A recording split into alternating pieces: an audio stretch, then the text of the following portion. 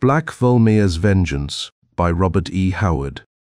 Captor one out of the Cockatoo's cabin, staggered Black Terence Vulmea, pipe in one hand and flagon in the other. He stood with booted legs wide, teetering slightly to the gentle lift of the lofty poop. He was bare-headed, and his shirt was open, revealing his broad, hairy chest. He emptied the flagon and tossed it over the side with a gusty sigh of satisfaction, then directed his somewhat blurred gaze on the deck below. From poop ladder to forecastle, it was littered by sprawling figures. The ship smelt like a brewery. Empty barrels with their heads stove in stood or rolled between the prostrate forms. Vulmea was the only man on his feet, from galley boy to first mate. The rest of the ship's company lay senseless, after a debauch that had lasted a whole night long. There was not even a man at the helm, but it was lashed securely, and in that placid sea no hand was needed on the wheel. The breeze was light but steady. Land was a thin blue line to the east. A stainless blue sky held the sun whose heat had not yet become fierce. Vulmea blinked indulgently down upon the sprawled figures of his crew and glanced idly over the larboard side. He grunted incredulously and batted his eyes. A ship loomed where he had expected to see only naked ocean stretching to the skyline.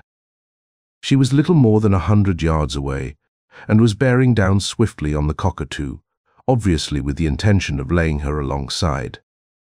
She was tall and square-rigged, her white canvas flashing dazzlingly in the sun.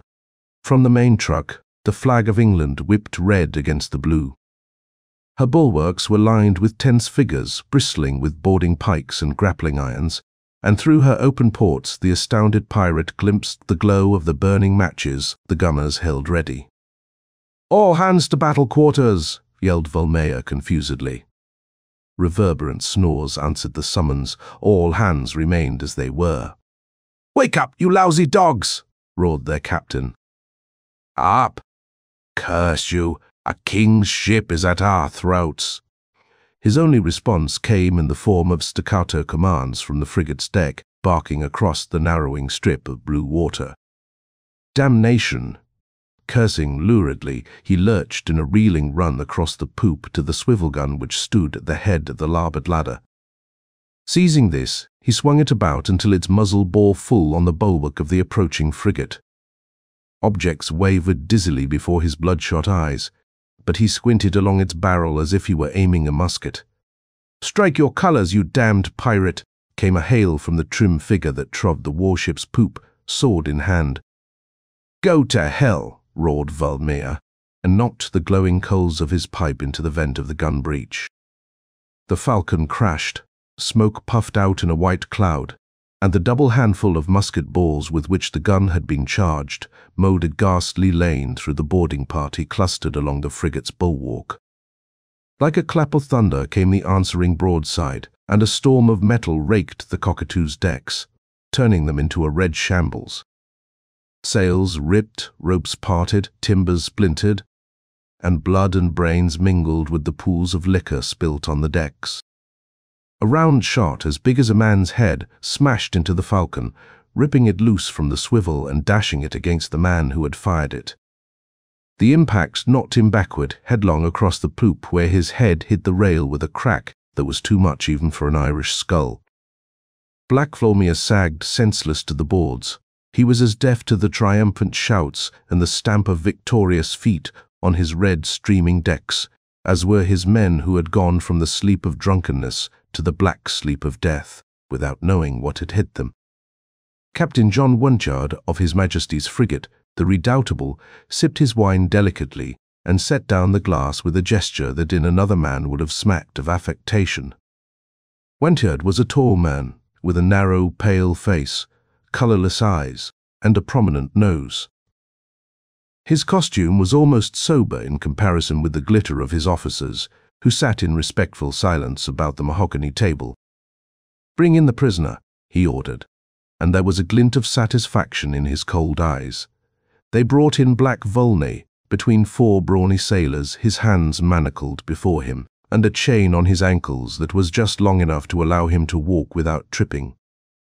Blood was clotted in the pirate's thick black hair. His shirt was in tatters, revealing a torso bronzed by the sun and rippling with great muscles. Through the stern windows, he could see the topmasts of the Cockatoo just sinking out of sight. That close-range broadside had robbed the frigate of a prize.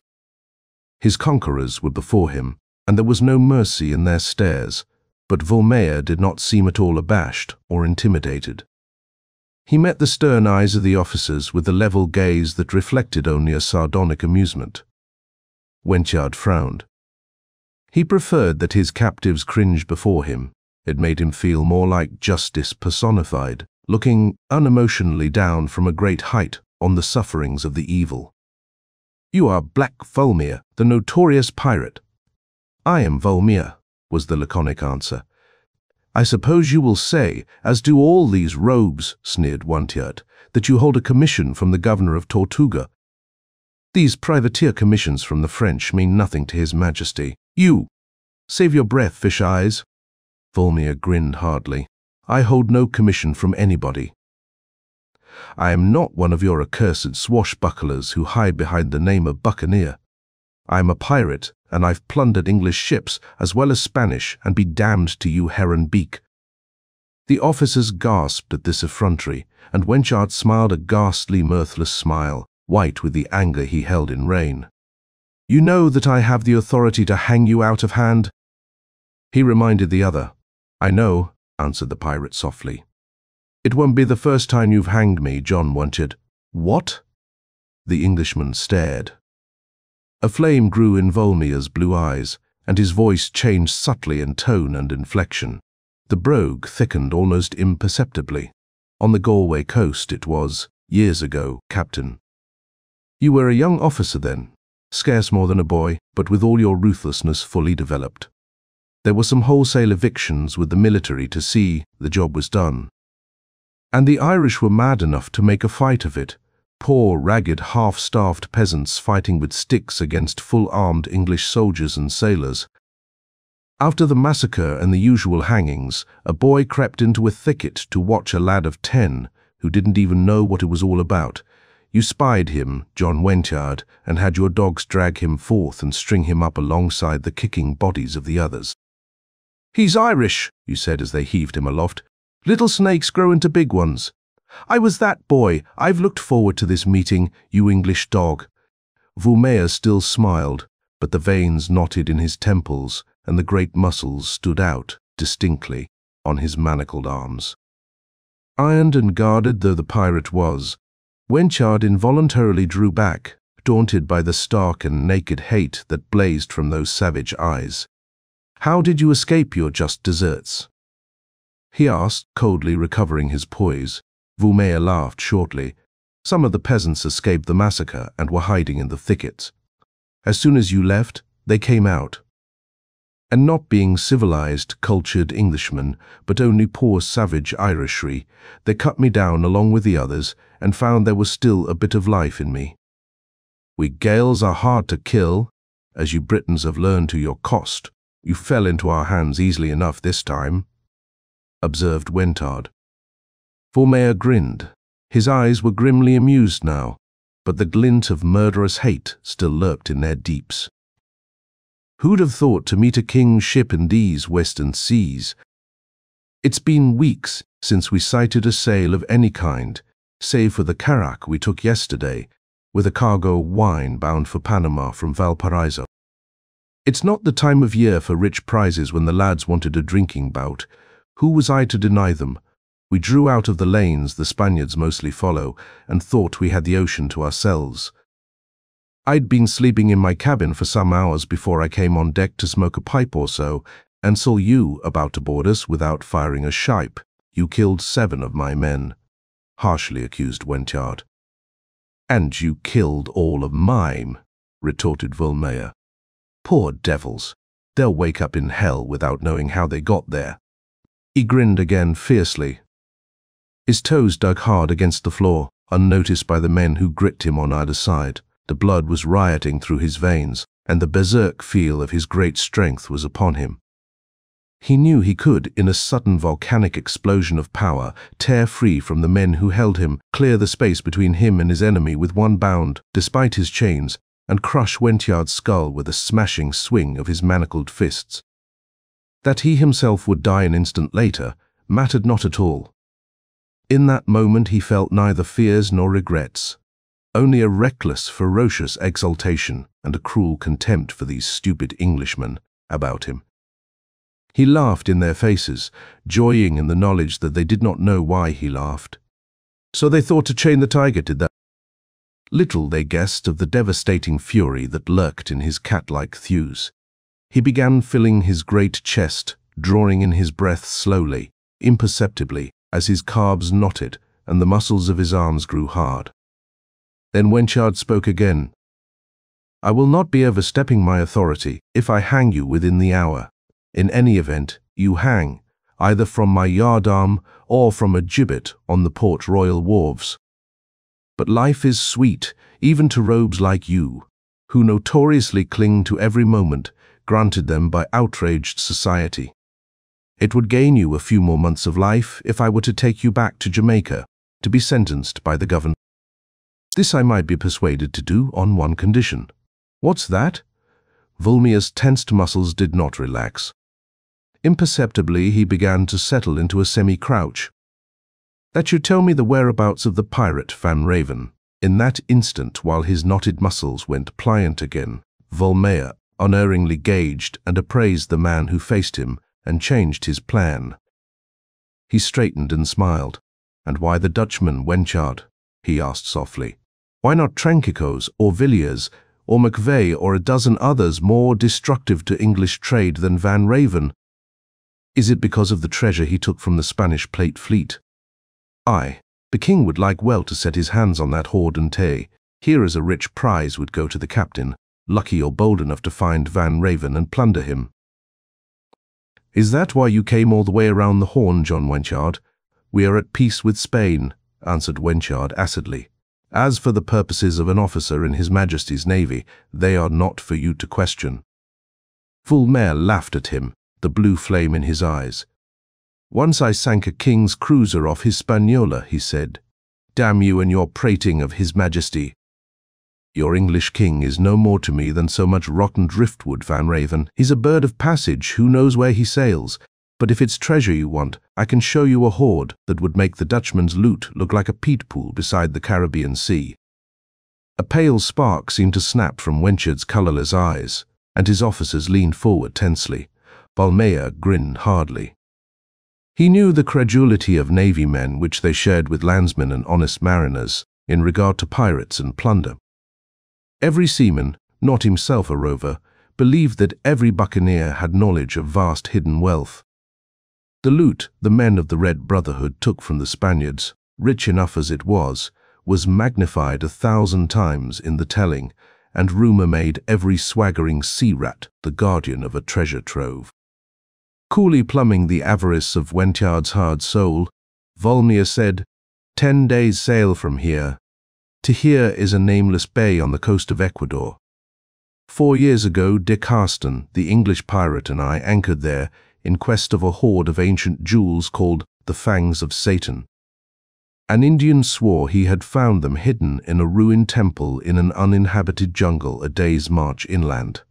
But superstitious fear of the old gods kept him from helping himself, but he was willing to guide us there. We marched inland with both crews, for neither of us trusted the other. To make a long tale short, we found the ruins of an old city, and beneath an ancient broken altar, we found the jewels, rubies, diamonds, emeralds, sapphires, bloodstones big as hen eggs, making a quivering flame of fire about the crumbling old shrine. The flame grew in Wentyard's eyes, his white fingers knotted about the slender stem of his wine-glass.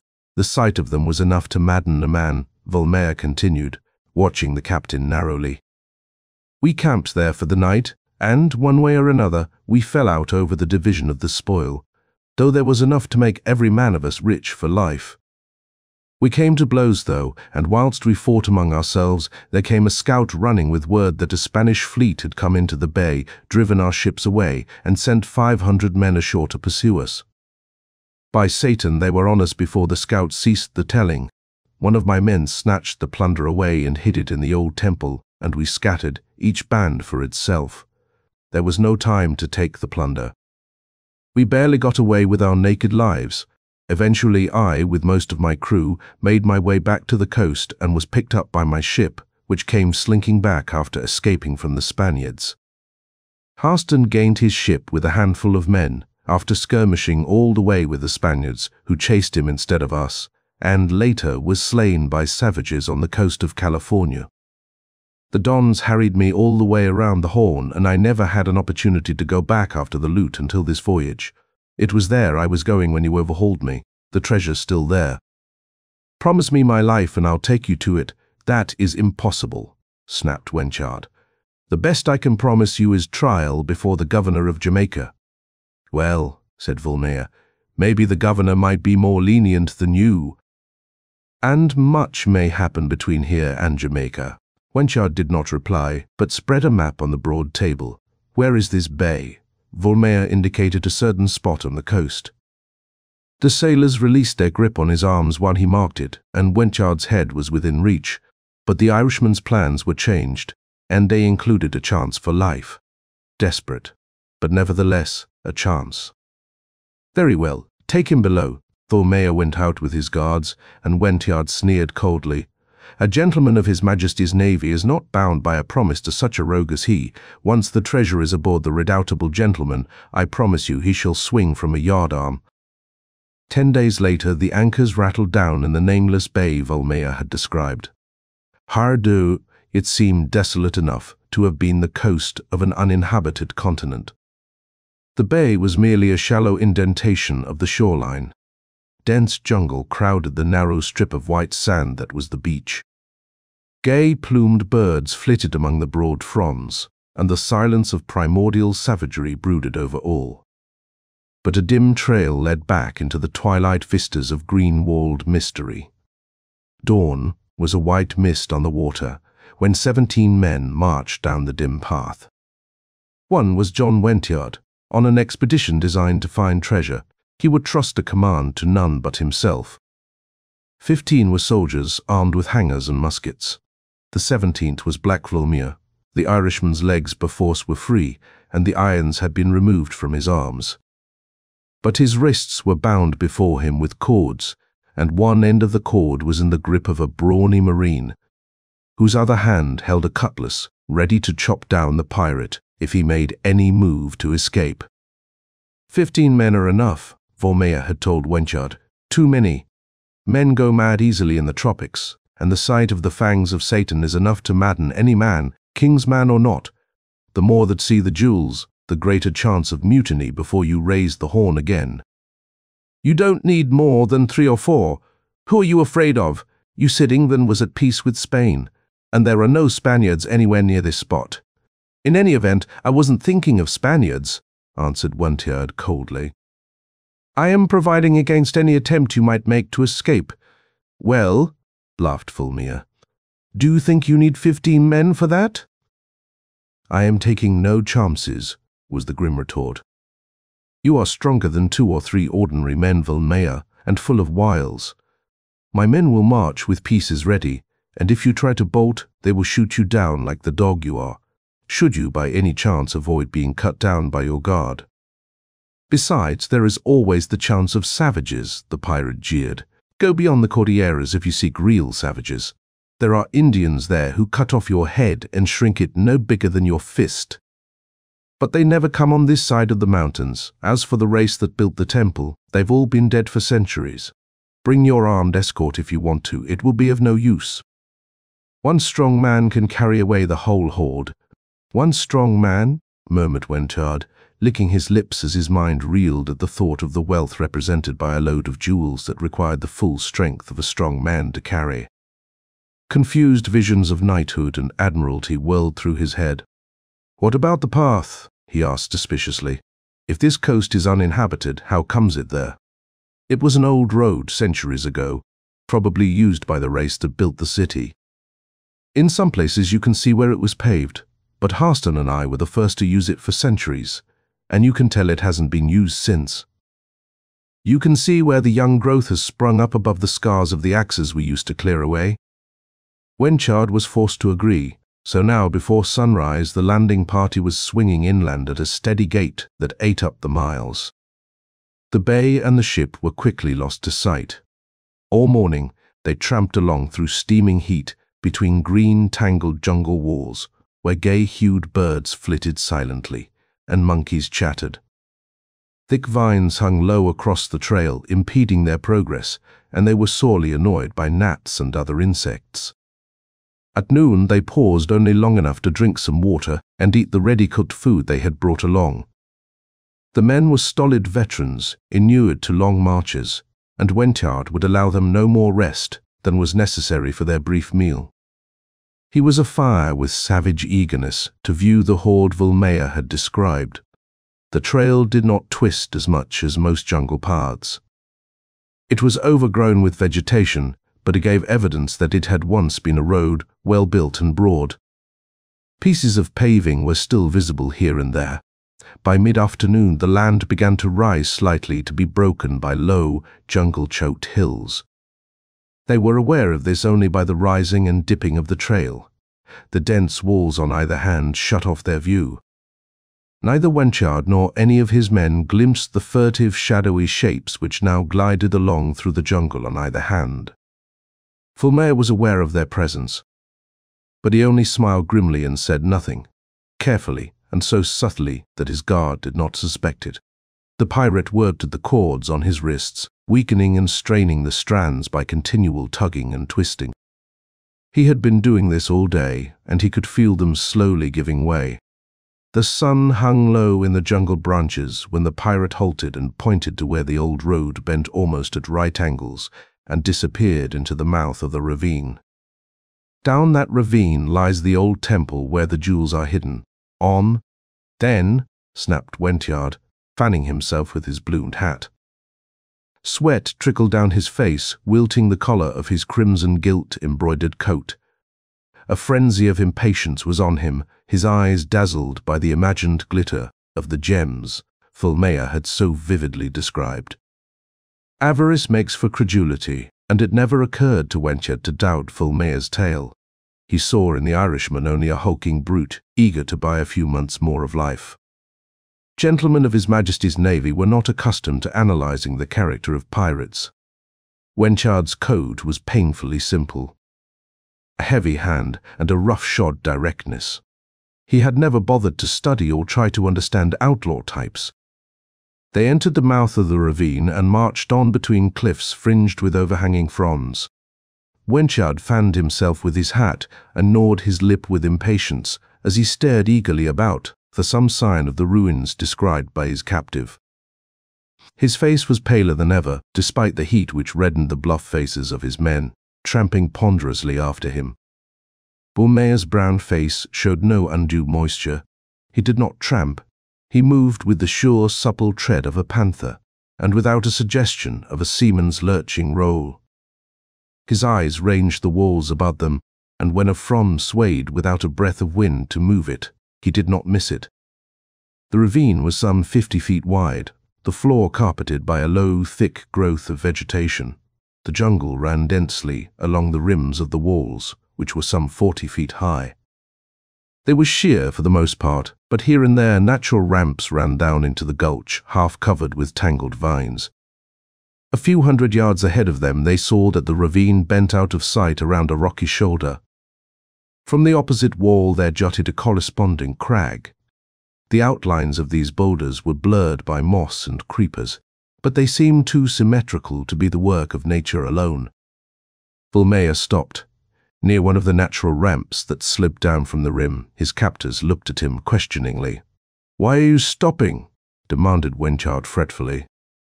His foot struck something in the rank grass, and he kicked it aside. It rolled free and grinned up at him. A rotting human skull. He saw glints of white in the green all about him, skulls and bones almost covered by the dense vegetation. "Is this where you piratical dogs slew each other?" he demanded crossly. "What are you waiting on? What are you listening for?" Vulmea relaxed his tense attitude and smiled indulgently. "That used to be a gateway there ahead of us," he said. "Those rocks on each side are really gate pillars. This ravine was a roadway leading to the city when people lived there. It's the only approach to it, for it's surrounded by sheer cliffs on all sides." He laughed harshly. "This is like the road to hell, John Wentyard. Easy to go down, not so easy to go up again. What are you maundering about?" snarled Wentyard, clapping his hat viciously on his head. "You Irish are all babblers and mooncalves. Get on with—" From the jungle beyond the mouth of the ravine came a sharp twang. Something whined venomously down the gulch, ending its flight with a vicious thud. One of the soldiers gulped and started convulsively. His musket clattered to the earth and he reeled, clawing at his throat, from which protruded a long shaft, vibrating like a serpent's head. Suddenly he pitched to the ground and lay twitching. "Indians!" yelped Wentyard, and turned furiously on his prisoner. "Dog!" "Look at that. You said there were no savages hereabouts." Vulmea laughed scornfully. "Do you call them savages? Bah! Poor spirited dogs that skulk in the jungle, too fearful to show themselves on the coast. Don't you see them slinking among the trees? Best give them a volley before they grow too bold." Wentyard snarled at him, but the Englishman knew the value of a display of firearms when dealing with natives, and he had a glimpse of brown figures moving among the green foliage. He barked in order, and 14 muskets crashed, and the bullets rattled among the leaves. A few severed fronds drifted down, that was all.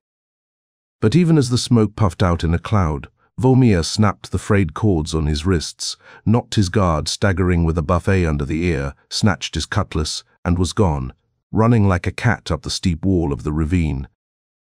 The soldiers with their empty muskets gaped helplessly after him, and Wentyard's pistol banged futilely. An instant too late. From the green fringe above them came a mocking laugh. "Fools, you stand at the door of hell, dog!" yelled Wentyard, beside himself, but with his greed still uppermost in his befuddled mind. "We'll find the treasure without your help." "You can't find something that doesn't exist," retorted the unseen pirate. "There never were any jewels. It was a lie to draw you into a trap. Dick Harston never came here. I came here, and the Indians butchered all my crew in that ravine, as those skulls in the grass there testify a liar." Was all Wentyard could find tongue for. "Lying dog, you told me there were no Indians hereabouts." "I told you the headhunters never came over the mountains," retorted Vulmea. "They don't either. I told you the people who built the city were all dead. That's so too. I didn't tell you that a tribe of brown devils live in the jungle near here. They never go down to the coast, and they don't like to have white men come into the jungle. I think they were the people who wiped out the race that built the city, long ago. Anyway, they wiped out my men. And the only reason I got away was because I'd lived with the red men of North America and learned their woodscraft." "You were in a trap you won't get out of, Wentyard. Climb that wall and take him," ordered Wentyard, and 6 men slung their muskets on their backs and began clumsily to essay the rugged ramp up which the pirate had run with such cat-like ease. "Better trim sail and stand by to repel boarders," Vulmea advised him from above. "There are hundreds of red devils out there, and no tame dogs to run at the crack of a caliver either." "And you'd betray white men to savages," raged Wentyard. "It goes against my principles," the Irishman admitted, "but it was my only chance for life. I am sorry for your men. That's why I advised you to bring only a handful. I wanted to spare as many as possible. There are enough Indians out there in the jungle to eat your whole ship's company. As for you, you filthy dog, what you did in Ireland forfeited any consideration you might expect as a white man. I gambled on my neck and took my chances with all of you. It might have been me that arrow hit." The voice ceased abruptly, and just as Wentyard was wondering if there were no Indians on the wall above them, the foliage was violently agitated. There sounded a wild yell, and down came a naked brown body, all a-sprawl, limbs revolving in the air. It crashed on the floor of the ravine and lay motionless, the figure of a brawny warrior, naked but for a loincloth of bark.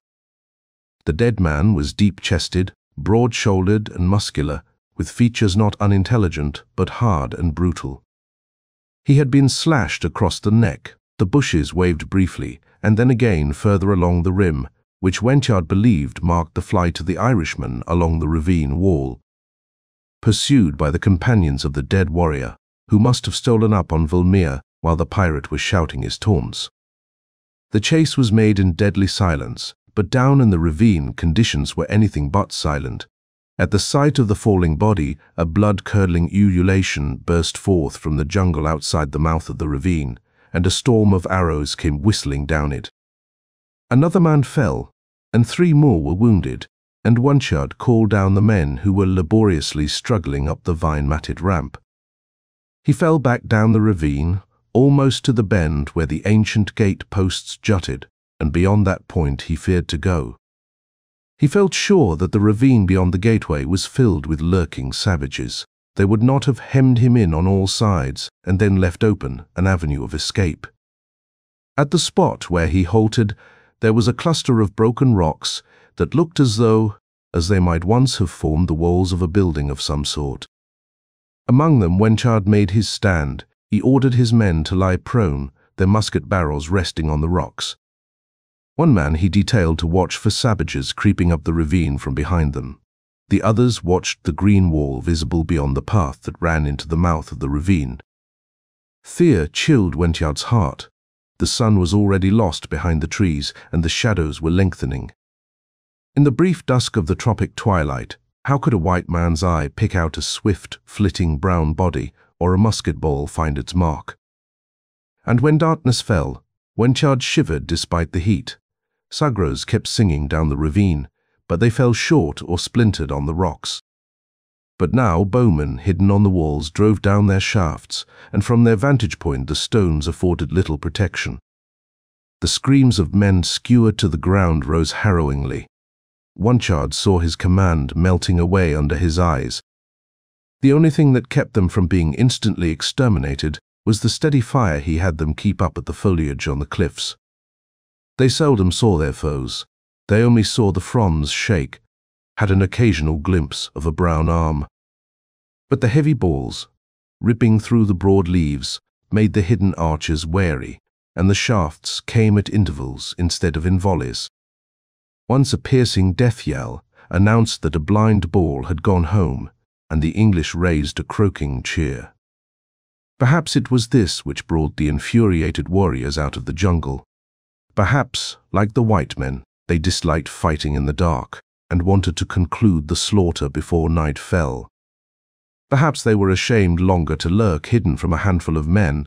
At any rate, they came out of the jungle beyond the trail suddenly, and by the scores, not scrawny primitives, but brawny, hard-muscled warriors, confident of their strength and physically a match for even the sinewy Englishmen. They came in a wave of brown bodies that suddenly flooded the ravine, and others leaped down the walls, swinging from the lianas. There were hundreds against the handful of Englishmen left. These rose from the rocks without orders, meeting death with the bulldog stubbornness of their breed. They fired a volley full into the tide of snarling faces that surged upon them, and then drew hangers and clubbed empty muskets. There was no time to reload. Their blast tore lanes in the on-sweeping human torrent, but it did not falter. It came on and engulfed the white men in a snarling, slashing, smiting whirlpool. Hangers whirred and bit through flesh and bone. Clubbed muskets rose and fell, spattering brains. But copper-headed axes flashed dully in the twilight. War clubs made a red ruin of the skulls they kissed. And there were a score of red arms to drag down each struggling white man. The ravine was choked with a milling, eddying mass, revolving about a fast, dwindling cluster of desperate, white-skinned figures. Not until his last man fell did Wentyard break away, blood smeared on his arms, dripping from his sword. He was hemmed in by a surging ring of ferocious figures, but he had one loaded pistol left. He fired it full in a painted face, surmounted by a feathered chest, and saw it vanish in bloody ruin. He clubbed a shaven head with the empty barrel and rushed through the gap made by the falling bodies. A wild figure leaped at him, swinging a war club, but the sword was quicker. Wentyard tore the blade free, as the savage fell. Dusk was ebbing swiftly into darkness, and the figures swirling about him were becoming indistinct, vague of outline. Twilight waned quickly in the ravine, and darkness had settled there before it veiled the jungle outside. It was the darkness that saved Wentyard, confusing his attackers. As the sordid Indian fell, he found himself free, though men were rushing on him from behind, with clubs lifted. Blindly he fled down the ravine. It lay empty before him. Fear lent wings to his feet. He raced through the stone-abutted gateway. Beyond it he saw the ravine widen out. Stone walls rose ahead of him, almost hidden by vines and creepers, pierced with blank windows and doorways. His flesh crawled with the momentary expectation of a thrust in the back. His heart was pounding so loudly, the blood hammering so agonizingly in his temples, that he could not tell whether or not bare feet were thudding close behind him. His hat and coat were gone, his shirt torn and blood-stained, though somehow he had come through that desperate melee unwounded. Before him he saw a vine-tangled wall and an empty doorway. He ran reelingly into the door and turned, falling to his knee from sheer exhaustion. He shook the sweat from his eyes, panting gaspingly as he fumbled to reload his pistols. The ravine was a dim alleyway before him, running to the rock-buttressed bend. Moment by moment, he expected to see it thronged with fierce faces, with swarming figures. But it lay empty, and fierce cries of the victorious warriors drew no nearer. For some reason they had not followed him through the gateway. Terror that they were creeping on him from behind brought him to his feet, pistols cocked, staring this way and that. He was in a room whose stone walls seemed ready to crumble. It was roofless, and grass grew between the broken stones of the floor. Through the gaping roof he could see the stars just blinking out, and the frond-fringed rim of the cliff. Through a door opposite the one by which he crouched, he had a vague glimpse of other vegetation, choked, roofless chambers beyond. Silence brooded over the ruins, and now silence had fallen beyond the bend of the ravine. He fixed his eyes on the blur that was the gateway, and waited. It stood empty, yet he knew that the Indians were aware of his flight. Why did they not rush in and cut his throat? Were they afraid of his pistols? They had shown no fear of his soldiers' muskets. Had they gone away, for some inexplicable reason? Were those shadowy chambers behind him filled with lurking warriors? If so, why in God's name were they waiting?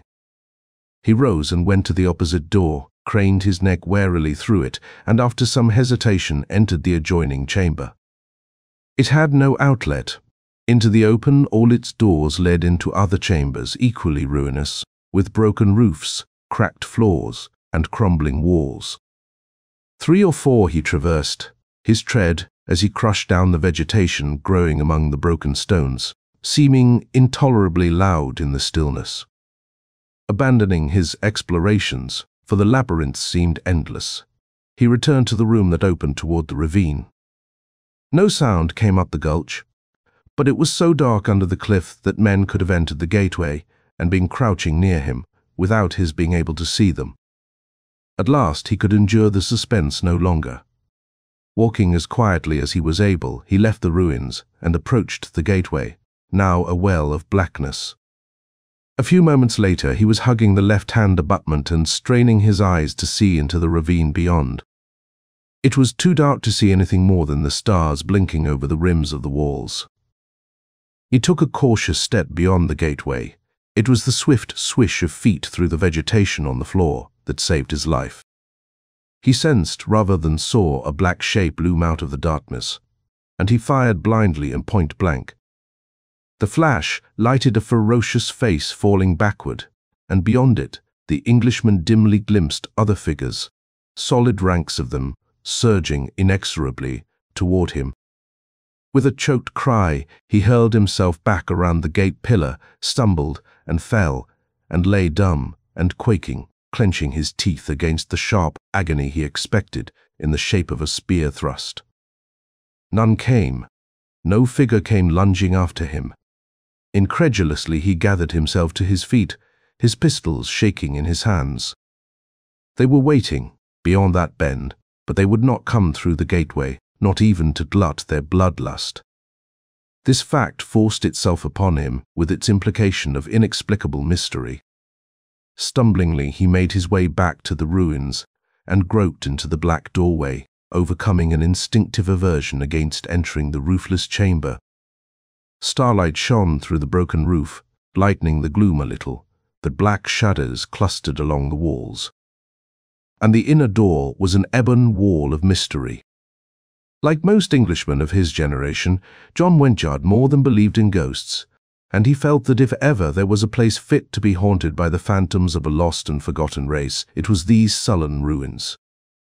He glanced fearfully through the broken roof at the dark fringe of overhanging fronds on the cliffs above, hanging motionless in the breathless air, and wondered if moonrise illuminating his refuge would bring arrows questing down through the roof. Except for the far lone cry of a night bird, the jungle was silent. There was not so much as the rustle of a leaf. If there were men on the cliffs, there was no sign to show it. He was aware of hunger and an increasing thirst. Rage gnawed at him, and a fear that was already tinged with panic. He crouched at the doorway, pistols in his hands, naked sword at his knee, and after a while the moon rose, touching the overhanging fronds with silver long before it untangled itself from the trees, and rose high enough to pour its light over the cliffs. Its light invaded the ruins, but no arrows came from the cliff, nor was there any sound from beyond the gateway. Wentyard thrust his head through the door and surveyed his retreat. The ravine, after it passed between the ancient gate pillars, opened into a broad bowl walled by cliffs and unbroken except for the mouth of the gulch. Wentyard saw the rim as a continuous, roughly circular line, now edged with the fire of moonlight. The ruins in which he had taken refuge almost filled this bowl, being butted against the cliffs on one side. Decayed and smothering vines had almost obliterated the original architectural plan. He saw the structure as a maze of roofless chambers, the outer doors opening upon the broad space left between it and the opposite wall of the cliff. This space was covered with low, dense vegetation, which also choked some of the chambers. Wentyard saw no way of escape. The cliffs were not like the walls of the ravine. They were of solid rock and sheer, even jutting outward a little at the rim. No vines trailed down them. They did not rise many yards above the broken roofs of the ruins, but they were as far out of his reach as if they had towered 1,000 feet. He was caught like a rat in a trap. The only way out was up the ravine where the blood-lusting warriors waited with grim patience. He remembered Vulmea's mocking warning, like the road to hell, easy to go down, not so easy to go up again. Passionately, he hoped that the Indians had caught the Irishman and slain him slowly and painfully. He could have watched Vulmea flayed alive with intense satisfaction. Presently, despite hunger and thirst and fear, he fell asleep to dream of ancient temples where drums muttered and strange figures in parrot feather mantles moved through the smoke of sacrificial fires. And he dreamed at last of a silent, hideous shape which came to the inner door of his roofless chamber and regarded him with cold, inhuman eyes. It was from this dream that he awakened, bathed in cold sweat, to start up with an incoherent cry, clutching his pistols.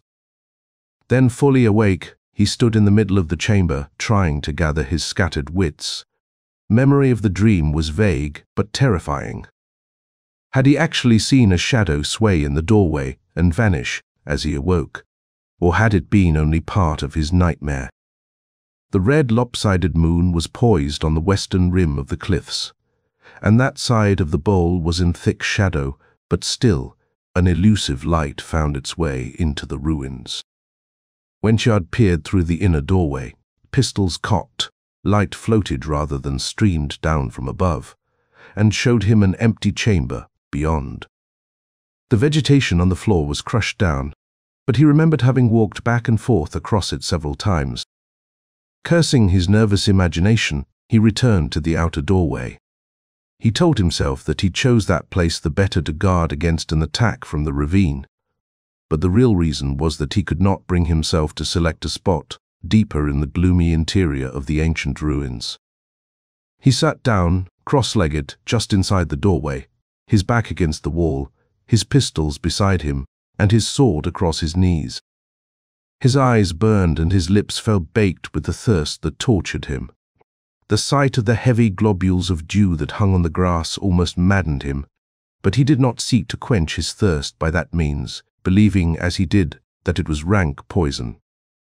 He drew his belt closer against his hunger and told himself that he would not sleep, but he did sleep, in spite of everything. Chapter 3. It was a frightful scream close at hand that awakened Wentyard. He was on his feet before he was fully awake, glaring wildly about him. The moon had set, and the interior of the chamber was dark as Egypt, in which the outer doorway was but a somewhat lighter blur. But outside it there sounded a blood-chilling gurgling, the heaving and flopping of a heavy body, then silence. It was a human being that had screamed. Wentyard groped for his pistols, found his sword instead, and hurried forth, his taut nerves thrumming. The starlight in the bowl, dim as it was less Stygian than the absolute blackness of the ruins. But he did not see the figure stretched in the grass until he stumbled over it. That was all he saw. Then just that dim form stretched on the ground before the doorway. The foliage hanging over the cliff rustled a little in the faint breeze. Shadows hung thick under the wall and about the ruins. A score of men might have been lurking near him unseen, but there was no sound. After a while, Wentyard knelt beside the figure, straining his eyes in the starlight. He grunted softly. The dead man was not an Indian, but a black man, a brawny ebon giant, clad like the red men in a bark loinclout, with a crest of parrot feathers on his head.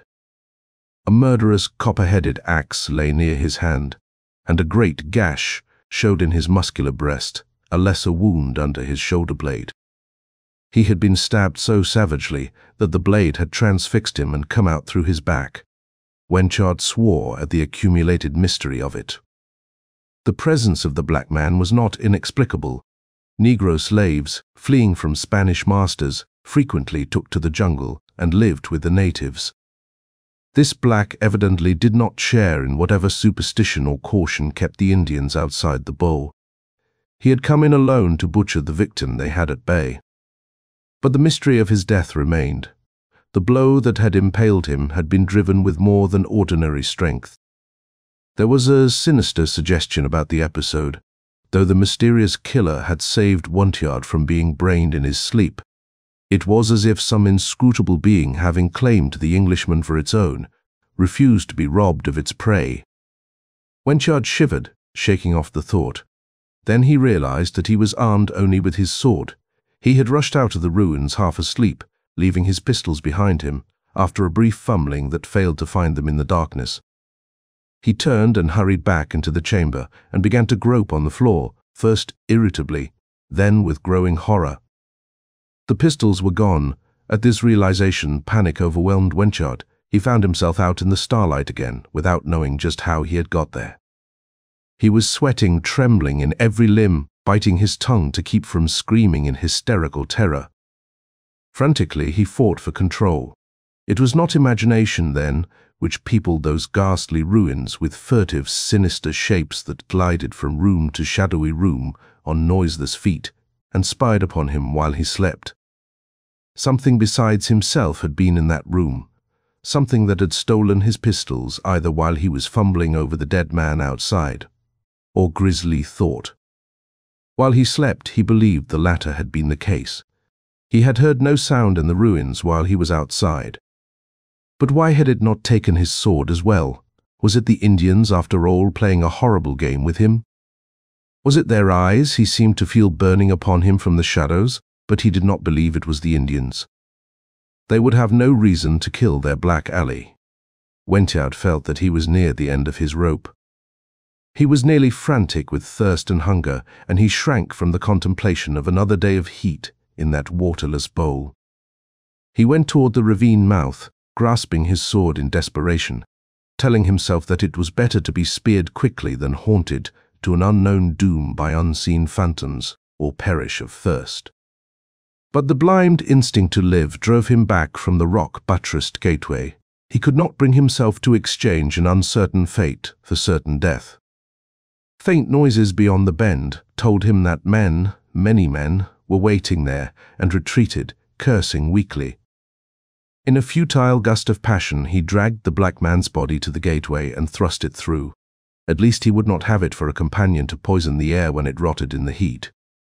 He sat down about halfway between the ruins and the ravine mouth, hugging his sword and straining his eyes into the shadowy starlight, and felt that he was being watched from the ruins.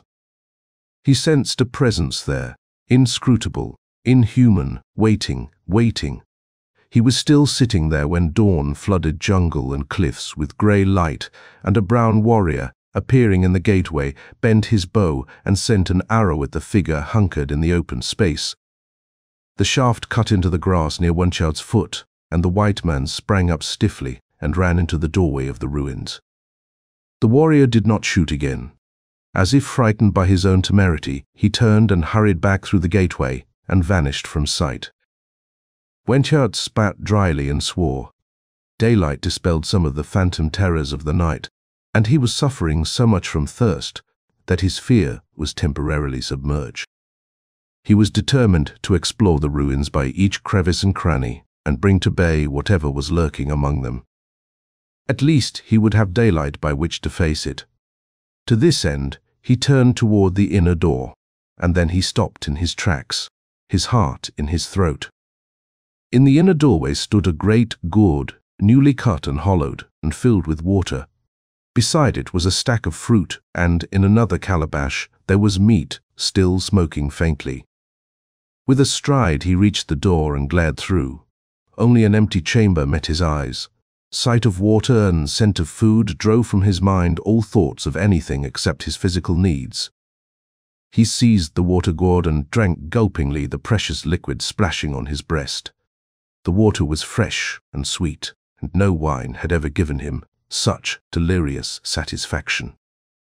The meat he found was still warm. What it was he neither knew nor cared. He ate ravenously, grasping the joints in his fingers and tearing away the flesh with his teeth. It had evidently been roasted over an open fire and without salt or seasoning, but it tasted like food of the gods to the ravenous man. He did not seek to explain the miracle, nor to wonder if the food were poisoned. The inscrutable haunter of the ruins which had saved his life that night, and which had stolen his pistols, apparently meant to preserve him for the time being at least, and Wentyard accepted the gifts without question. And having eaten, he lay down and slept. He did not believe the Indians would invade the ruins. He did not care much if they did, and speared him in his sleep. He believed that the unknown being which haunted the rooms could slay him any time it wished. It had been close to him again and again, and had not struck. It had showed no signs of hostility so far, except to steal his pistols. To go searching for it might drive it into hostility. Wentyard, despite his slaked thirst and full belly, was at the point where he had a desperate indifference to consequences. His world seemed to have crumbled about him. He had led his men into a trap to see them butchered. He had seen his prisoner escape. He was caught like a caged rat himself. The wealth he had lusted after and dreamed about had proved a lie. Worn out with vain ragings against his fate, he slept. The sun was high when he awoke and sat up with a startled oath. Black Vulmea stood looking down at him. "Damn!" Wentyard sprang up, snatching at his sword. His mind was a riot of maddening emotions, but physically he was a new man, unnerved to a rage that was tinged with near insanity. "You jog," he raved, "so the Indians didn't catch you on the cliffs. Those red dogs!" Vulmea laughed. "They didn't follow me past the gateway." "They don't come on the cliffs overlooking these ruins. They got a cordon of men strung through the jungle surrounding this place, but I can get through any time I want to. I cooked your breakfast and mine right under their noses, and they never saw me." "My breakfast?" Wentyard glared wildly. "You mean it was you brought water and food for me? Who else?" But why?" Wentyard was floundering in a maze of bewilderment. Vulmea laughed, but he laughed only with his lips. His eyes were burning. "Well, at first I thought it would satisfy me if I saw you get an arrow through your guts. Then, when you broke away and got in here, I said, better still, they'll keep the swine there until he starves, and I'll lurk about and watch him die slowly. I knew they wouldn't come in after you. When they ambushed me and my crew in the ravine, I cut my way through them and got in here, just as you did, and they didn't follow me in. But I got out of here the first night. I made sure you wouldn't get out the way I did that time, and then settled myself to watch you die. I could come or go as I pleased after nightfall, and you'd never see or hear me. But in that case, I don't see why you probably wouldn't understand," snarled Vulmea. "But just watching you starve wasn't enough. I wanted to kill you myself. I wanted to see your blood gush and watch your eyes glaze." The Irishman's voice thickened with his passion, and his great hands clenched until the knuckles showed white. "And I didn't want to kill a man half dead with want. So I went back up into the jungle on the cliffs and got water and fruit and knocked a monkey off a limb with a stone and roasted him. I brought you a good meal and set it there in the door while you were sitting outside the ruins. You couldn't see me from where you were sitting, and of course you didn't hear anything. You English are all dull-eared, and it was you who stole my pistols last night," muttered Wentyard, staring at the butts jutting from Vulmea's Spanish girdle. I took them from the floor beside you while you slept. I learned stealth from the Indians of North America. I didn't want you to shoot me when I came to pay my debt while I was getting them. I heard somebody sneaking up outside and saw a black man coming toward the doorway. I didn't want him to be robbing me of my revenge, so I stuck my cutlass through him. You awakened when he howled and ran out, as you'll remember, but I stepped back around the corner and in at another door. I didn't want to meet you except in broad open daylight and you in fighting trim. Then it was you who spied on me from the inner door," muttered Wentyard. "You whose shadow I saw just before the moon sank behind the cliffs. Not I." Vulmea's denial was genuine. "I didn't come down into the ruins until after moonset, when I came to steal your pistols. Then I went back up on the cliffs and came again just before dawn to leave your food. But enough of this talk," he roared gustily, whipping out his cutlass. "I am mad with thinking of the Galway coast and dead men kicking in a row and a rope that strangled me. I've tricked you, trapped you, and now I'm going to kill you." Wentyard's face was a ghastly mask of hate, livid with bared teeth and glaring eyes. "Dog!" With a screech, he lunged, trying to catch Vulmea off guard, but the cutlass met and deflected the straight blade, and Wentyard bounded back just in time to avoid the decapitating sweep of the pirate's steel. Vulmea laughed fiercely and came on like a storm, and Wentyard met him with a drowning man's desperation. Like most officers of the British Navy, Wentyard was proficient in the use of the long, straight sword he carried. He was almost as tall as Vulmea, and though he looked slender beside the powerful figure of the pirate, he believed that his skill would offset the sheer strength of the Irishman. He was disillusioned within the first few moments of the fight. Vulmea was neither slow nor clumsy. He was as quick as a wounded panther, and his swordplay was no less crafty than Wentyard's. It only seemed so because of the pirate's furious style of attack, showering blow on blow with what looked like sheer recklessness. But the very ferocity of his attack was his best defense, for it gave his opponent no time to launch a counterattack. The power of his blows beating down on Wentyard's blade rocked and shook the Englishman to his heels, numbing his wrist and arm with their impact. Blind fury, humiliation, naked fright combined to rob the captain of his poise and cunning. A stamp of feet, a louder clash of steel, and Wentyard's blade whirred into a corner. The Englishman reeled back, his face livid, his eyes like those of a madman. "Pick up your sword!" Vulmea was panting, not so much from exertion as from rage. Wentyard did not seem to hear him. "Bah!" Vulmea threw aside his cutlass in a spasm of disgust. "Can't you even fight? I'll kill you with my bare hands." He slapped Wentyard viciously, first on one side of the face and then on the other. The Englishman screamed wordlessly and launched himself at the pirate's throat, and Vulmea checked him with a buffet in the face and knocked him sprawling with a savage smash under the heart. Wentyard got to his knees and shook the blood from his face, while Vulmea stood over him, his brows black and his great fists knotted. "Get up!" muttered the Irishman thickly. "Get up, you hangman of peasants and children." Wentyard did not heed him. He was groping inside his shirt, from which he drew out something he stared at with painful intensity. "Get up, damn you, before I set my boot heels on your face," Vulmea broke off, glaring incredulously. Wentyard, crouching over the object he had drawn from his shirt, was weeping in great, racking sobs. "What the hell?" Vulmea jerked it away from him, consumed by wonder to learn what could bring tears from John Wentyard. It was a skillfully painted miniature. The blow he had struck Wentyard had cracked it, but not enough to obliterate the soft, gentle faces of a pretty young woman and child, which smiled up at the scowling Irishman. "Well, I am damned." Vulmea stared from the broken portrait in his hand to the man crouching miserably on the floor. "Your wife and daughter, Wentyard," his bloody face sunk in his hands, nodded mutely. He had endured much within the last night and day. The breaking of the portrait he always carried over his heart was the last straw. It seemed like an attack on the one soft spot in his hard soul, and it left him dazed and demoralized. Vulmea scowled ferociously, but it somehow seemed forced. "I didn't know you had a wife and child," he said, almost defensively. "The lass is but 5 years old," gulped Wentyard. "I haven't seen them in nearly a year. My God, what's to become of them now? A Navy captain's pay is none so great.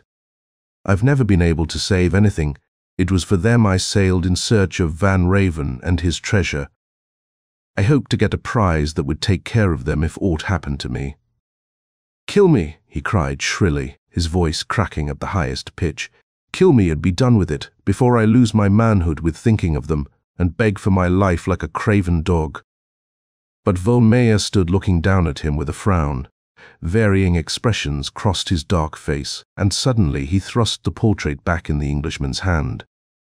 "You are too poor a creature for me to soil my hands with," he sneered, and, turning on his heel, strode through the inner door.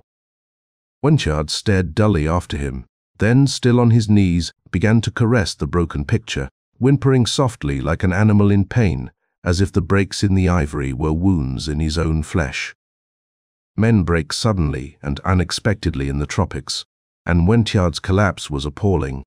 He did not look up when the swift stamp of boots announced Vulmea's sudden return, without the pirate's usual stealth. A savage clutch on his shoulder raised him to stare stupidly into the Irishman's convulsed face. "You are an infernal dog," snarled Vulmea, in a fury that differed strangely from his former murderous hate. He broke into lurid imprecations, cursing Wentyard with all the proficiency he had acquired during his years at sea. "I ought to split your skull," he wound up. "For years I've dreamed of it, especially when I was drunk. I'm a cursed fool not to stretch you dead on the floor. I don't owe you any consideration. Blast you. Your wife and daughter don't mean anything to me. But I am a fool like all the Irish, a blasted chicken-hearted sentimental fool, and I can't be the cause of a helpless woman and her colleen starving." "Get up and quit snivelling." Wentyard looked up at him stupidly. You came back to help me?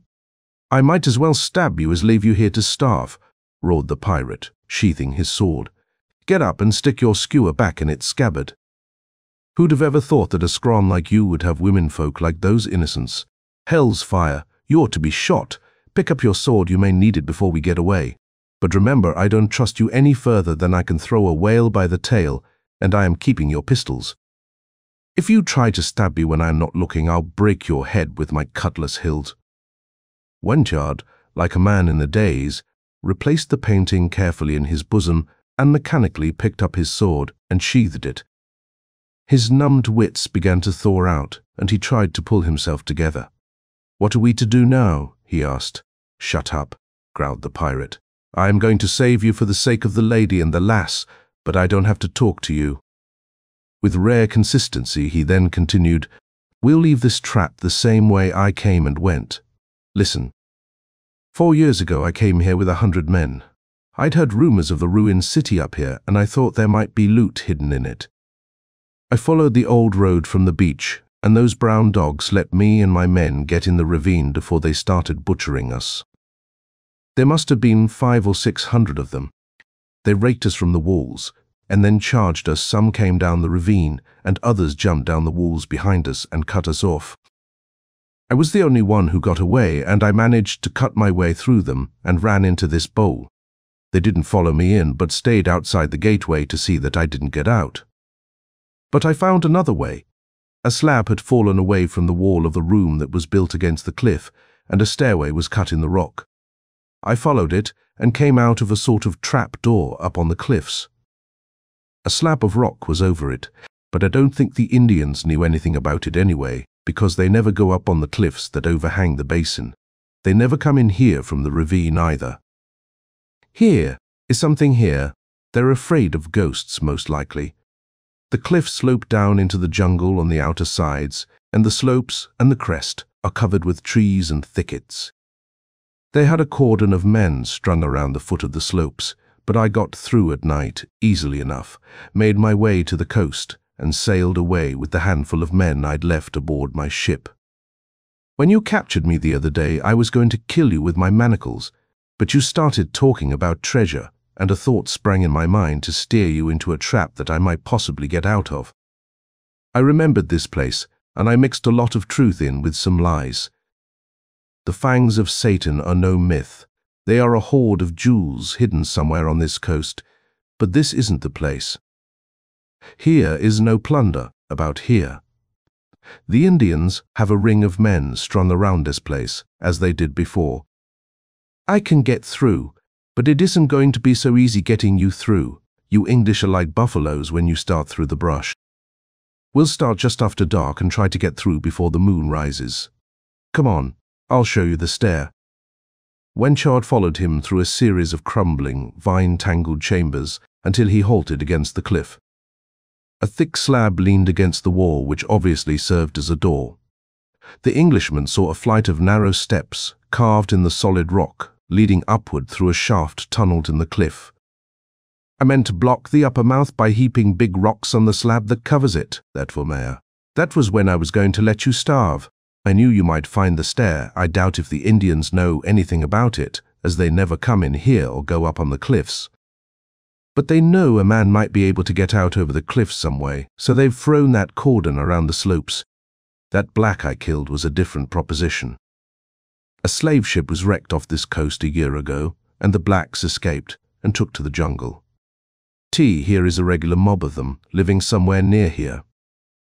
This particular black man wasn't afraid to come into the ruins. If there are more of his kind out there with the Indians, they may try again tonight. But I believe he was the only one, or he wouldn't have come alone. Why don't we go up the cliff now and hide among the trees? Asked Wentyard. Because we might be seen by the men watching below the slopes, and they'd guess that we were going to make a break tonight and redouble their vigilance. After a while, I'll go and get some more food. They won't see me. The men returned to the chamber where Wentyard had slept. Vulmea grew taciturn, and Wentyard made no attempt at conversation. They sat in silence while the afternoon dragged by. An hour or so before sundown, Vulmea rose with a curt word, went up the stair and emerged on the cliffs. Among the trees he brought down a monkey with a dexterously thrown stone, skinned it and brought it back into the ruins along with a calabash of water from a spring on the hillside. For all his woodscraft, he was not aware that he was being watched. He did not see the fierce black face that glared at him from a thicket that stood where the cliffs began to slope down into the jungle below. Later, when he and Wentyard were roasting the meat over a fire built in the ruins, he raised his head and listened intently. "What do you hear?" asked Wentyard. "A drum," grunted the Irishman. "I hear it," said Wentyard after a moment. "Nothing unusual about that. It doesn't sound like an Indian drum," answered Vulmea. "Sounds more like an African drum." Wentyard nodded. Agreement. His ship had lain off the mangrove swamps of the Slave Coast. and he had heard such drums rumbling to one another through the steaming night. There was a subtle difference in the rhythm and timbre that distinguished it from an Indian drum. Evening came on and ripened slowly to dusk. The drum ceased to throb back in the low hills. Beyond the ring of cliffs, a fire glinted under the dusky trees, casting brown and black faces into sharp relief. An Indian whose ornaments and bearing marked him as a chief squatted on his hands, his immobile face turned toward the ebony giant who stood facing him. This man was nearly a head taller than any other man there, his proportions overshadowing both the Indian squatting about the fire and the black warriors who stood in a close group behind him. A jaguar skin mantle was cast carelessly over his brawny shoulders, and copper bracelets ornamented his thickly muscled arms. There was an ivory ring on his head, and parrot feathers stood up from his kinky hair.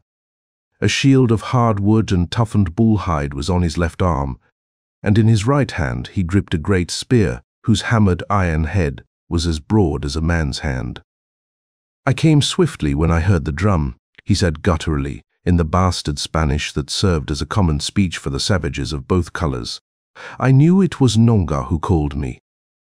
Nonga had gone from my camp to fetch Ajumba, who was lingering with your tribe. Nonga told me by the drum talk that a white man was at bay and Ajumba was dead. I came in haste. Now you tell me that you dare not enter the old city. "I have told you a devil dwells there," answered the Indian doggedly. "He has chosen the white man for his own. He will be angry at you try to take him away from him. It is death to enter his kingdom." The black chief lifted his great spear and shook it defiantly. "I was a slave to the Spaniards long enough to know that the only devil is a white man. I do not fear your devil. In my land his brothers are big as he, and I have slain one with a spear like this. A day and a night have passed since the white man fled into the old city. Why has not the devil devoured him, or this other who lingers on the cliffs?" "The devil is not hungry," muttered the Indian. "He waits until he is hungry. He has eaten recently. When he is hungry again, he will take them. I will not go into his lair with my men. You are a stranger in this country. You do not understand these things." "I understand that Bigomba, who was a king in his own country, fears nothing, neither man nor demon," retorted the black giant. "You tell me that Ajumba went into the old city by night and died. I have seen his body. The devil did not slay him. One of the white men stabbed him. If Ajumba could go into the old city and not be seized by the devil, then I and my 30 men can go. I know how the big white man comes and goes between the cliffs and the ruins. There is a hole in the rock with a slat for a door over it." Nonga watched from the bushes high up on the slopes and saw him come forth and later return through it. "I have placed men there to watch it. If the white men come again through that hole, my warriors will spare them. If they do not come, we will go in as soon as the moon rises. Your men hold the ravine, and they cannot flee that way. We will hunt them like rats through the crumbling houses." Chapter 4. "Easy now," muttered Vulmea. "It's as dark as hell in this shaft." Dusk had deepened into early darkness. The white men were groping their way up the steps cut in the rock. Looking back and down, Wentyard made out the lower mouth of the shaft only as a slightly lighter blur in the blackness. They climbed on, feeling their way, and presently Vulmea halted with a muttered warning. Wentyard, groping, touched his thigh and felt the muscles tensing upon it. He knew that Vulmea had placed his shoulders under the slab that closed the upper entrance and was heaving it up. He saw a crack appear suddenly in the blackness above him, limning the Irishman's bent head and foreshortened figure. The stone came clear, and starlight gleamed through the aperture, laced by the overhanging branches of the trees. Vulmea let the slab fall on the stone rim and started to climb out of the shaft. He had emerged, head, shoulders, and hips, when, without warning, a black form loomed against the stars, and a gleam of steel hissed downward at his breast. Vulmea threw up his cutlass, and the spear rang against it, staggering him on the steps with the impact. Snatching a pistol from his belt with his left hand, he fired point blank, and the black man groaned and fell, head and arms dangling in the opening. He struck the pirate as he fell, destroying Vulmea's already precarious balance. He toppled backward down the steps, carrying Wentyard with him. A dozen steps down they brought up in a sprawling heap, and staring upward saw the square well above them, fringed with indistinct black blobs they knew were heads outlined against the stars. "I thought you said the Indians never," panted Wentyard. "They're not Indians," growled Vulmea, rising. "They're Negroes. Cimarrones." The same dogs who escaped from the slave ship. That drum we heard was one of them calling the others. "Look out!" Spears came whirring down the shaft, splintering on the steps, glancing from the walls. The white men hurled themselves recklessly down the steps. At the risk of broken limbs, they tumbled through the lower doorway, and Vulmea slammed the heavy slab in place. "They'll be coming down it next," he snarled. "We've got to heap enough rocks against it to hold it." "No, wait a minute. If they've got the guts to come at all, they'll come by the ravine if they can't get in this way, or on ropes hung from the cliffs. This place is easy enough to get into, not so damned easy to get out of. We'll leave the shaft open. If they come this way, we can get them in a bunch as they try to come out." He pulled the slab aside, standing carefully away from the door. "Suppose they come from the ravine, and this way too." "They probably will," growled Vulmea. "But maybe they'll come this way first, and maybe if they come down in a bunch, we can kill them all. There may not be more than a dozen of them. They'll never persuade the Indians to follow them in." He set about reloading the pistol he had fired, with quick, sure hands in the dark. It consumed the last grain of powder in the flask. The white men lurked like phantoms of murder about the doorway of the stair, waiting to strike, suddenly and deadly. Time dragged. No sound came from above. Wentyard's imagination was at work again, picturing an invasion from the ravine, and dusky figures gliding about them, surrounding the chamber. He spoke of this, and Vulmea shook his head. "When they come, I'll hear them. Nothing on two legs can get in here without my knowing it." Suddenly, Wentyard was aware of a dim glow pervading the ruins. The moon was rising above the cliffs, Vulmea swore. "No chance of our getting away tonight. Maybe those black dogs were waiting for the moon to come up. Go into the chamber where you slept and watch the ravine. If you see them sneaking in that way, let me know. I can take care of any that come down the stair." Wentyard felt his flesh crawl as he made his way through those dim chambers. The moonlight glinted down through vines tangled across the broken roofs, and shadows lay thick across his path. He reached the chamber where he had slept, and where the coals of the fire still glowed dully. He started across toward the outer door when a soft sound brought him whirling around. A cry was wrenched from his throat. Out of the darkness of a corner rose a swaying shape. A great wedge-shaped head and an arched neck were outlined against the moonlight. In one brain-staggering instant, the mystery of the ruins became clear to him. He knew what had watched him with lidless eyes as he lay sleeping, and what had glided away from his door as he awoke. He knew why the Indians would not come into the ruins or mount the cliffs above them. He was face to face with the devil of the deserted city, hungry at last, and that devil was a giant anaconda. In that moment, John Wentyard experienced such fear and loathing horror as ordinarily come to men only in foul nightmares. He could not run, and after that first scream his tongue seemed frozen to his palate. Only when the hideous head darted toward him did he break free from the paralysis that engulfed him, and then it was too late. He struck at it wildly and futilely, and in an instant it had him lapped and wrapped about with coils which were like huge cables of cold, pliant steel. He shrieked again, fighting madly against the crushing constriction. He heard the rush of Vulmea's boots, then the pirate's pistols crashed together, and he heard plainly the thud of the bullets into the great snake's body. It jerked convulsively and whipped from about him, hurling him sprawling to the floor, and then it came at Vulmea like the rush of a hurricane through the grass, its forked tongue licking in and out in the moonlight, and the noise of its hissing filling the chamber. Vulmea avoided the battering ram stroke of the blunt nose with a sidewise spring that would have shamed a starving jaguar, and his cutlass was a sheen in the moonlight as it hewed deep into the mighty neck.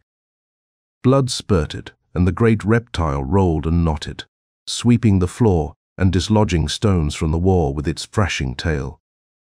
Vulmea leaped high, clearing it as it lashed, but Wentyard, just climbing to his feet, was struck and knocked sprawling into a corner.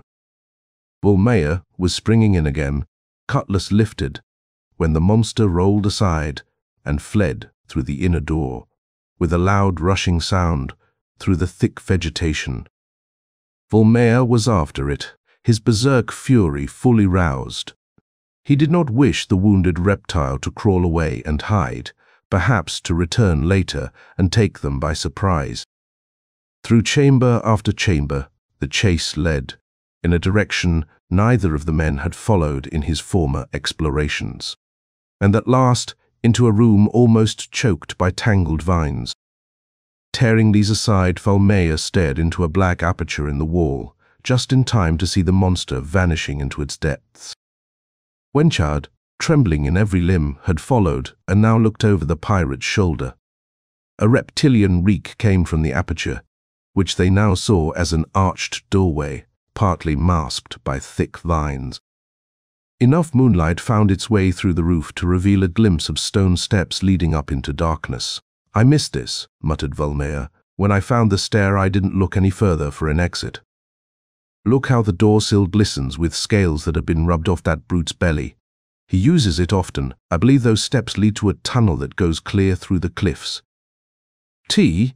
Here is nothing in this bowl that even a snake could eat or drink. He has to go out into the jungle to get water and food. If he was in the habit of going out by the way of the ravine, there'd be a path worn away through the vegetation like there is in the room. Besides, the Indians wouldn't stay in the ravine unless here is some other exit we haven't found. I believe that he comes and goes this way, and that means it lets into the outer world. It's worth trying anyway. Would you mean to follow that fiend into that black tunnel?" ejaculated Wentyard, aghast. "Why not? We've got to follow and kill him anyway. If we run into a nest of them, well, we've got to die sometime, and if we wait here much longer, the sea maroons will be cutting our throats. This is a chance to get away, I believe." "But we won't go in the dark."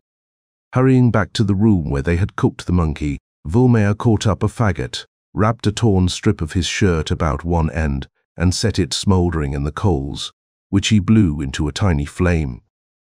The improvised torch flickered and smoked, but it cast light of a sort. Vulmea strode back to the chamber where the snake had vanished, followed by Wentyard, who stayed close within the dancing ring of light, and saw writhing serpents in every vine that swayed overhead. The torch revealed blood thickly spattered on the stone steps.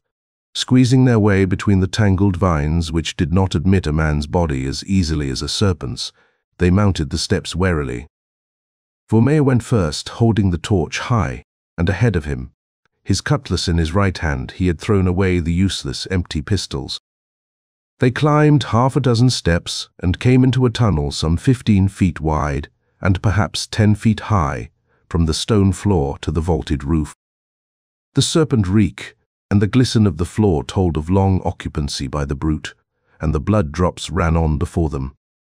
The walls, floor, and roof of the tunnel were in much better state of preservation than were the ruins outside, and Wentyard found time to marvel at the ingenuity of the ancient race.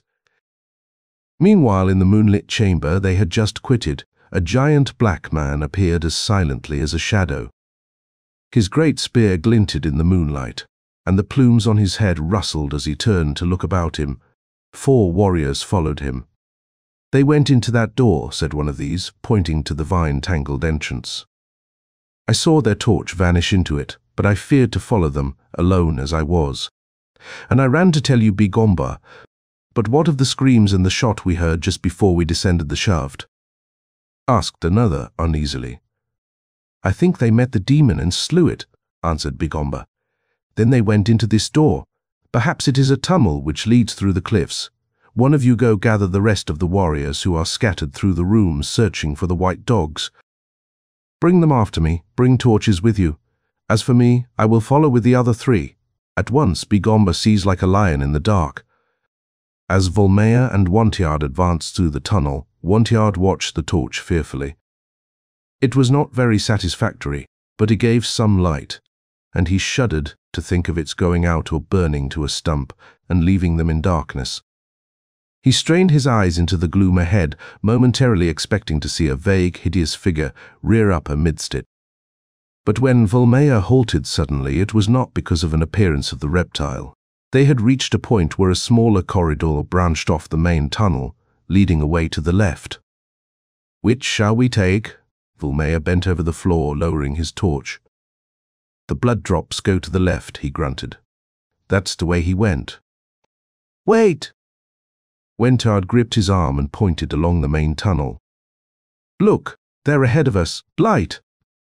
Vulmea thrust his torch behind him, for its flickering glare made the shadows seem blacker beyond its feeble radius. Ahead of them, then he saw something like a floating grey mist and knew it was moonlight, finding its way somehow into the tunnel. Abandoning the hunt for the wounded reptile, the men rushed forward and emerged into a broad, square chamber hewn out of solid rock. But Wentyard swore in bitter disappointment. The moonlight was coming, not from a door opening into the jungle, but from a square shaft in the roof, high above their heads. An archway opened in each wall, and the one opposite the arch by which they had entered was fitted with a heavy door, corroded and eaten by decay.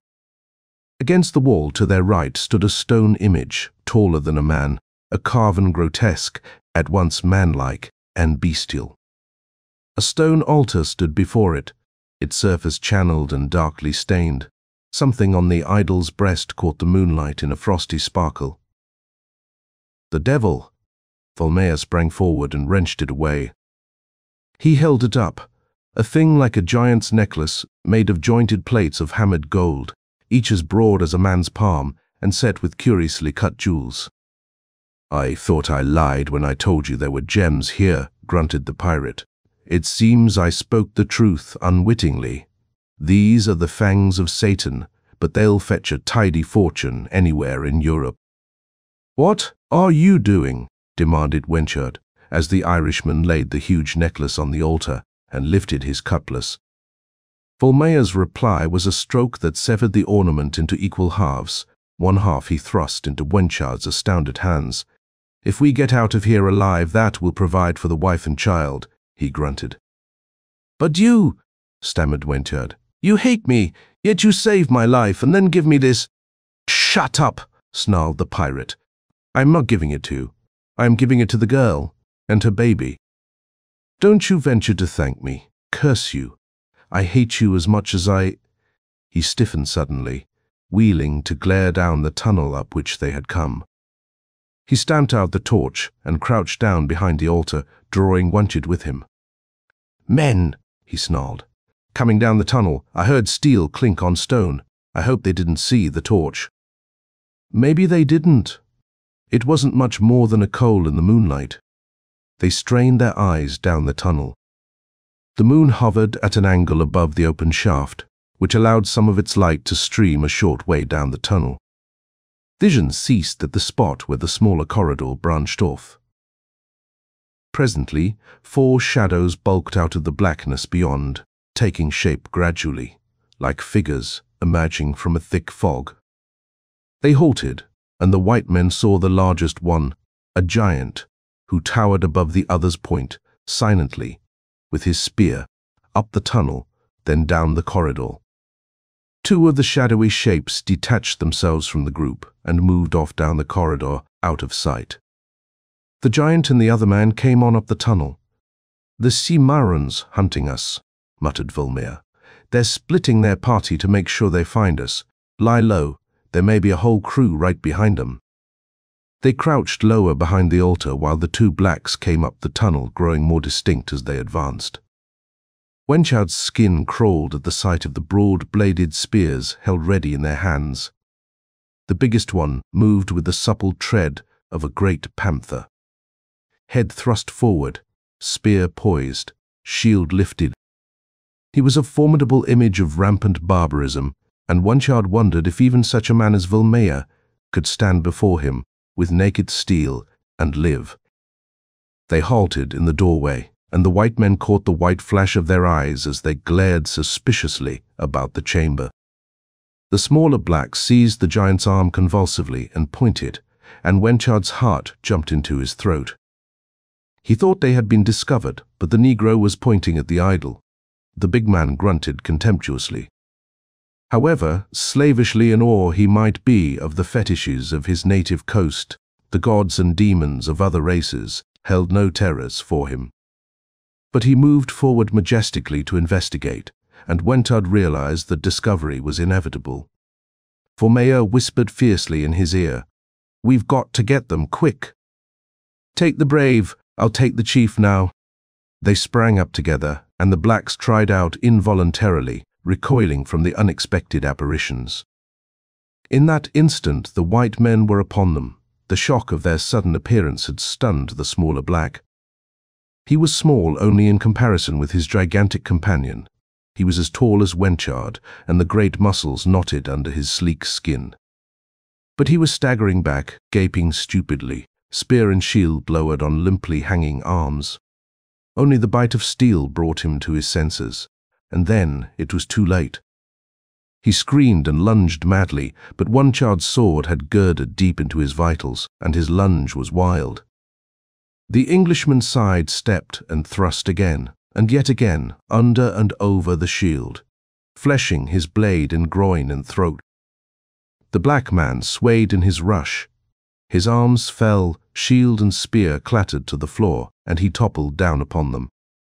Wentyard turned to stare at the battle waging behind him, where the two giants fought under the square beam of moonlight, black and white, spear and shield against cutlass. Bigomba, quicker-witted than his follower, had not gone down under the unexpected rush of the white man.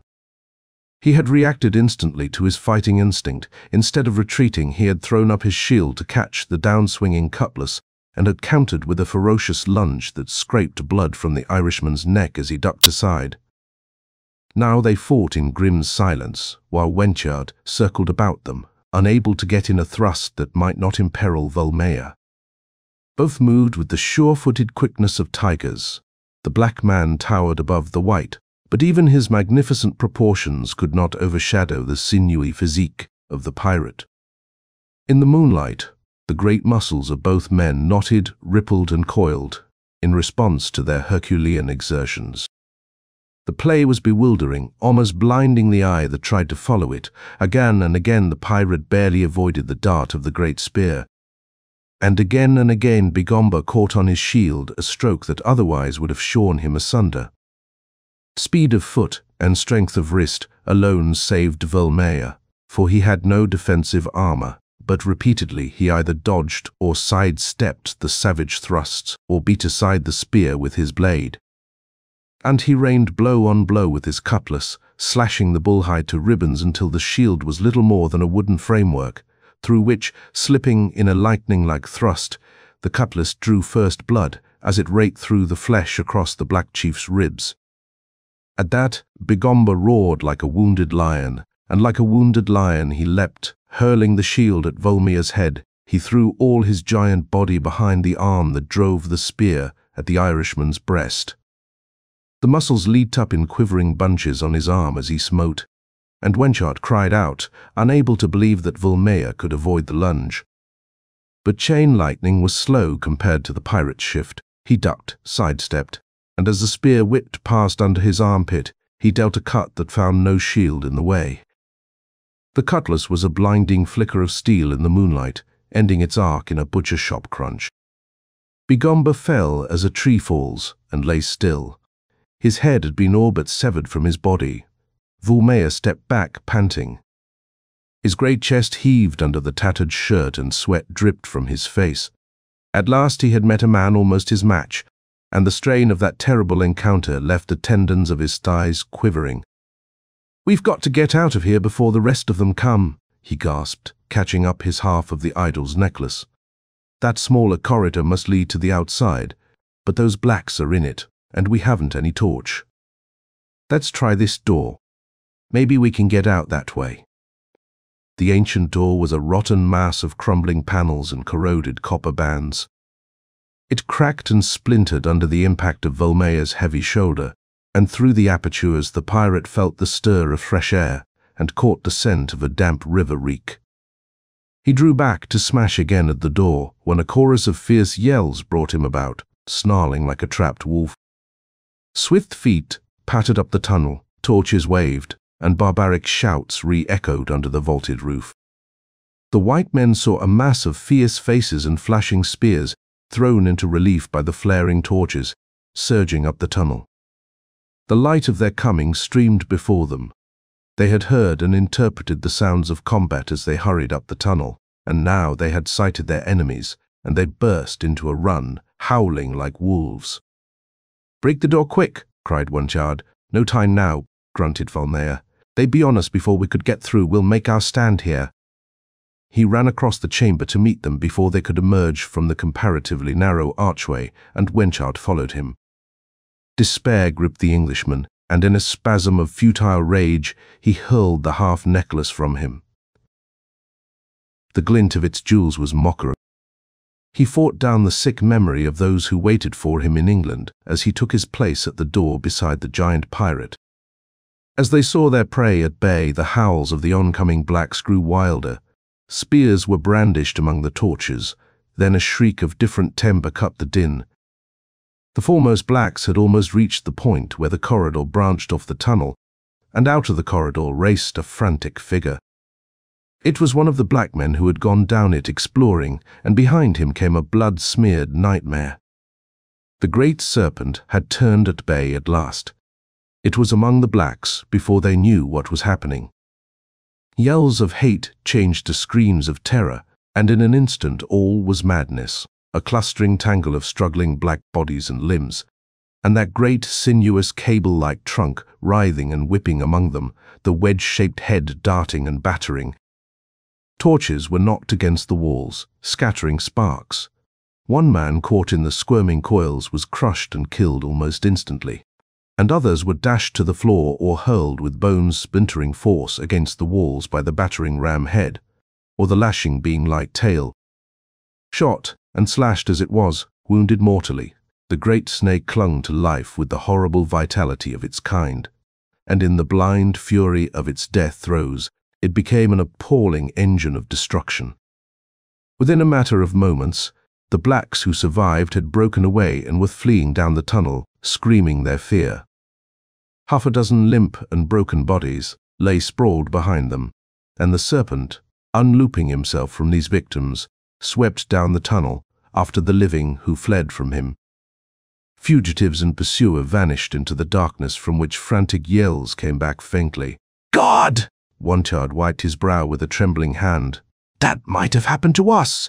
Those men who went groping down the corridor must have stumbled onto him lying in the dark," muttered Vulmea. "I guess he got tired of running, or maybe he knew he had his death wound and turned back to kill somebody before he died. He'll chase those blacks until either he's killed them all or died himself. They may turn on him and spear him to death when they get into the open. Pick up your part of the necklace. I'm going to try that door again." 3 powerful drives of his shoulder were required before the ancient door finally gave way. Fresh damp air poured through, though the interior was dark, but Vulmea entered without hesitation, and Wentyard followed him. After a few yards of groping in the dark, the narrow corridor turned sharply to the left, and they emerged into a somewhat wider passage where a familiar, nauseating reek made Wentyard shudder. "The snake used this tunnel," said Vulmea. "This must be the corridor that branches off the tunnel on the other side of the idol room. There must be a regular network of subterranean rooms and tunnels under these cliffs. I wonder what we'd find if we explored all of them." Wentyard fervently disavowed any curiosity in that direction, and an instant later jumped convulsively when Vulmea snapped suddenly. "Look there!" "Where? How can a man look anywhere in this darkness?" "Ahead of us, damn it, it's light at the other end of this tunnel." "Your eyes are better than mine," muttered Wentyard, but he followed the pirate with new eagerness, and soon he too could see the tiny disk of grey that seemed set in a solid black wall. After that, it seemed to the Englishman that they walked for miles. It was not that far in reality, but the disk grew slowly in size and clarity, and Wentyard, knew that they had come a long way from the idol room when, at last, they thrust their heads through a round, vine-crossed opening and saw the stars reflected in the black water of a sullen river flowing beneath them. "This is the way he came and went, all right," grunted Vulmea. The tunnel opened in the steep bank, and there was a narrow strip of beach below it, probably existent only in dry seasons. They dropped down to it and looked about at the dense jungle walls which hung over the river. "Where are we?" asked Wentyard helplessly, his sense of direction entirely muddled. "Beyond the foot of the slopes," answered Vulmea, "and that means we're outside the cordon the Indians have strung around the cliffs. The coast lies in that direction." "Come on!" The sun hung high above the western horizon when two men emerged from the jungle that fringed the beach and saw the tiny bay stretching before them. Vulmea stopped in the shadow of the trees. "Here is your ship, lying at anchor where we left her. All you've got to do now is hail her for a boat to be sent ashore, and your part of the adventure is over." Wentyard looked at his companion. The Englishman was bruised, scratched by briars, his clothing hanging in tatters. He could hardly have been recognized as the trim captain of the Redoubtable, but the change was not limited to his appearance. It went deeper. He was a different man than the one who marched his prisoner ashore in quest of a mythical hoard of gems. "What of you? I owe you a debt that I can never—" "You owe me nothing," Vulmea broke in. "I don't trust you, Wentyard," the other winced.